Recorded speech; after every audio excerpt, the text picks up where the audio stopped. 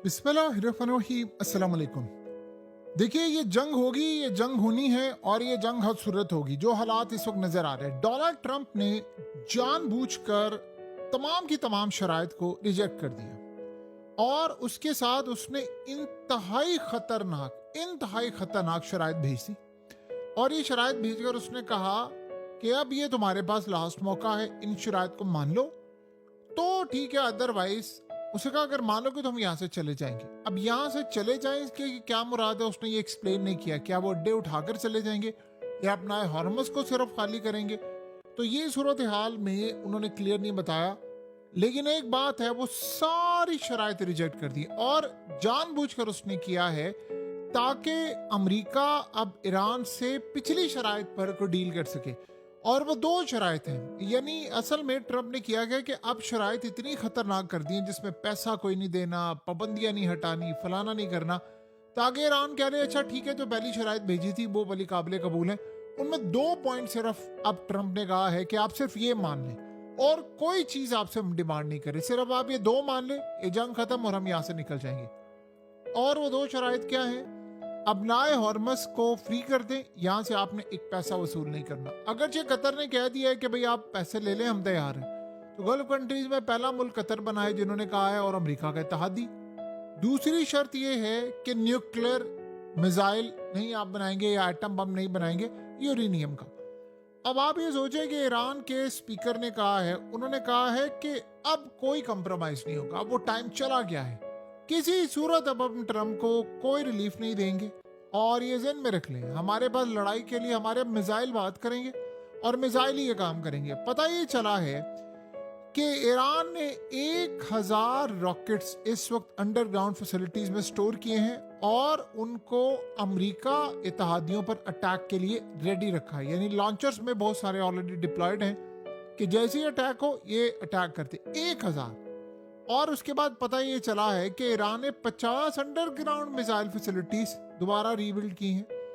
और इस सूरत हाल में अब जैसे ये मामला होता है तो नेतन्याहू ये कहता है कि जी अब टाइम आ गया है, कहता है हमने खौफ की सारी दीवारों को तोड़ दिया है, हम गजा, शाम और लिबनान के महाजों पर अब सरगर्म हैं। यानी उसने कहा है कि गजा तो हम लेंगे, शाम भी लेंगे, लिबनान भी लेंगे, और कहा इसमें वक्त लगेगा लेकिन ये काम हम मुकम्मल करेंगे। और साथ ही आज लिबनान के बहुत सारे जो एरियाज हैं, बहुत सारे जो शहर हैं, उनको और उनके एरियाज को खाली करने का हुक्म जारी हुआ है। इसराइल ने अपने भी बहुत सारे इलाकों के स्कूल बंद कर लिए, लिबनान भी स्ट्राइक कर रहा है। जब ये सारी सूरत हाल हो रही है तो अब एक मशवरा ये दिया गया है डोनाल्ड ट्रंप को कि आप चाहते हैं कि आप गोल्ड की कीमत क्रैश कर दें और इस सूरत हाल में चाइना समेत दुनिया को तबाह कर दें। उन्होंने कहा आपके पास एक रास्ता है कि जितने गोल्ड रिजर्व पड़े हुए हैं आपके पास, आप उस सबको बेचकर बिटकॉइन खरीद लें, और जैसे ही आप बिटकॉइन खरीदेंगे बिटकॉइन की कीमत डबल या ट्रिपल हो जाएगी और इससे हम अमेरिका का 39 ट्रिलियन यूएस डॉलर का जो कर्जा है वो चुका सकते हैं। उन्होंने कहा कि अब हमारे पास कोई रास्ता नहीं है, हमें ये काम करना ही करना है।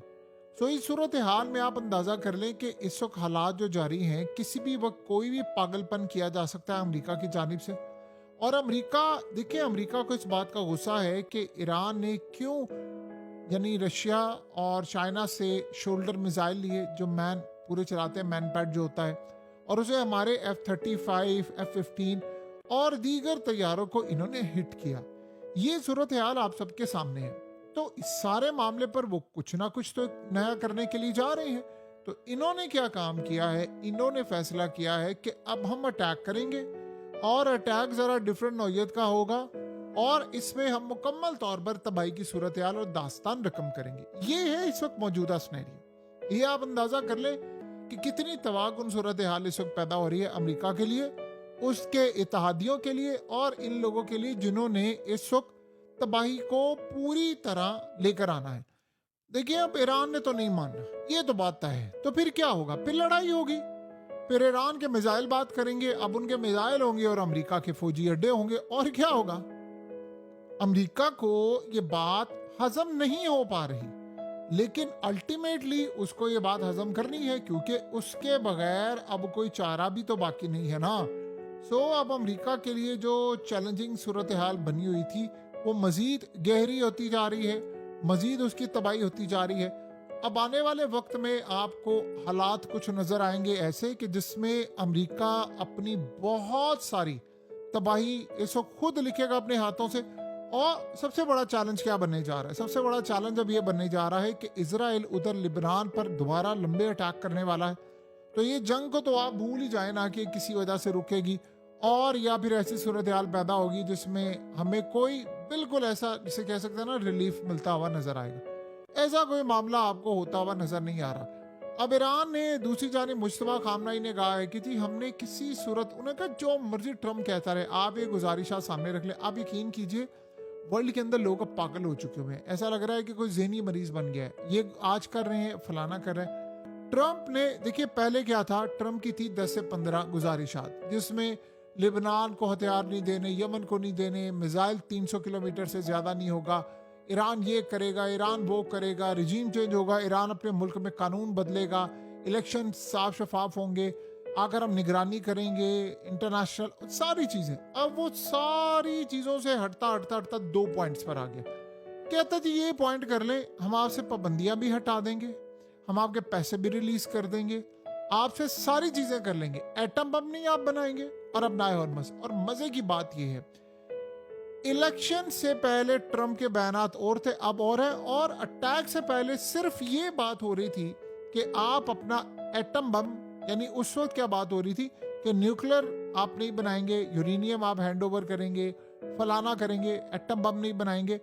और उसके बाद उन्होंने सिंपल सी ये बात कही थी, ट्रम्प ने, यही बात हो रही थी उस वक्त कि मिसाइल प्रोग्राम, यमन, लिबनान, ये वो, इन तमाम चीजें।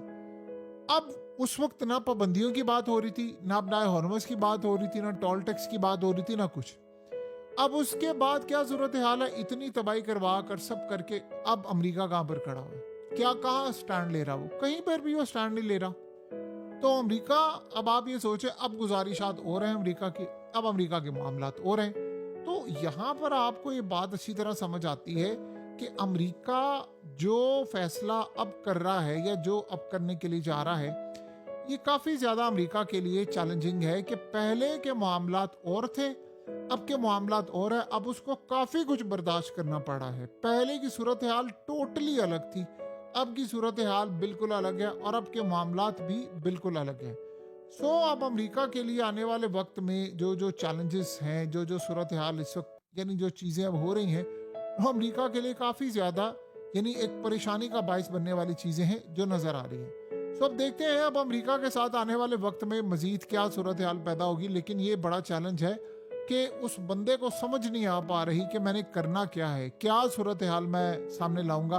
देखिए मिसाइलों का मामला, ये रेंज, ये तमाम चीज़ें, ईरान लंबी गेम खेल रहा है। ईरान को मसला कोई नहीं है, ईरान को पैसे आ रहे हैं, ईरान को टोल टैक्स मिल रहा है, चाइना उधर बड़ा खुश है। और एक और बात उनको जो सबसे ज़्यादा खतरनाक हो रही है कि जितना टाइम लग रहा है इस जंग के अंदर, उस जंग में ईरान काफ़ी कुछ अपना बिल्ड करता जा रहा है। यानी उनको अब कोई मसला नहीं है, वो तमाम चीज़ अपनी बिल्ड करते जा रहे हैं। उन्होंने एक्यूरेसी अपनी बेहतर की है, उनके पास टेक्नोलॉजी आ रही है, मिसाइल आ रहे हैं, यानी तमाम चीज़ें जो हो सकती हैं वो ईरान के पास इस वक्त आ रही हैं।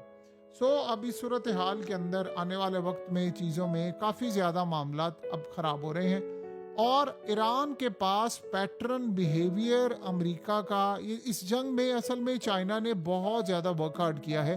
और उन्होंने अमेरिका की जो वीकनेस है, देखिए ईरान के पास तो है ही है, चाइना के पास अमेरिका की बहुत ज़्यादा वीकनेस है। वो ईरान को शेयर कर रहे हैं कि आपने कैसे करना है। आप एक चीज़ गौर करें कि पिछले ये ईद से लेकर अब तक कितने ज़्यादा अमेरिका ने छोटे छोटे अटैक किए, ईरान ने तमाम चीज़ों को इस दफ़ा उड़ाया है।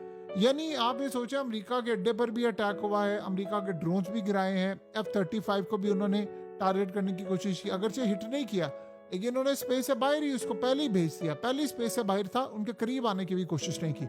तो इसका मतलब है कि ईरान काफ़ी हद तक एक्टिव है और ईरान एक्टिवेट कर रहा है अपनी मजीद तमाम चीज़ों को। और ये बात अमेरिका को पता है कि जितना दिन अब ये टाइम वक्त चीज़ें लगा रहे हैं, उतने ज़्यादा ये मजबूत होते जा रहे हैं। और ये ज़हन में रहे कि ईरान इस सारी सूरत हाल में 24/7 प्रोडक्शन कर रहा है मिसाइलों की, 24/7। यानी ये सूरत हाल हमने कभी भी नहीं देखी थी। वो 24/7 प्रोडक्शन उसकी जारी है। कोई ऐसी सूरत हाल नहीं है कि प्रोडक्शन रुकती हो।